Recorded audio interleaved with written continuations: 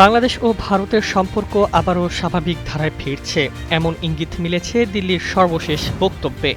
ভারত জানিয়েছে খুব শিগগিরই বাংলাদেশিদের জন্য পূর্ণাঙ্গ ভিসা কার্যক্রম চালু করা হবে। এতে দুই দেশের কূটনৈতিক ও জনগণের যোগাযোগ আরও জোরদার করা হবে বলে মনে করছেন সংশ্লিষ্টরা।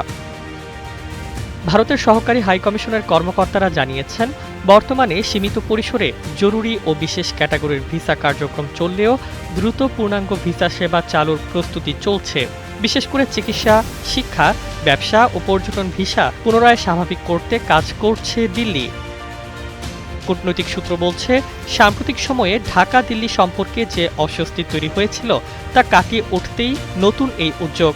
দুই দেশের উচ্চ পর্যায়ের যোগাযোগও বেড়েছে। উভয় পক্ষই সম্পর্ককে কৌশলগত ও ঐতিহাসিক হিসেবে বর্ণনা করছে। বাংলাদেশি ভ্রমণ প্রত্যাশীদের জন্য এই ঘোষণা বড় স্বস্তির খবর হিসেবে দেখা হচ্ছে। দীর্ঘদিন ধরে ভারতীয় ভিসা পেতে জটিলতা ও সীমাবদ্ধতার কারণে ভোগান্তিতে ছিলেন অনেকে। বিশেষ করে চিকিৎসা ও শিক্ষার জন্য ভারতে যেতে আগ্রহীদের দুর্ভোগ ছিল সবচেয়ে বেশি।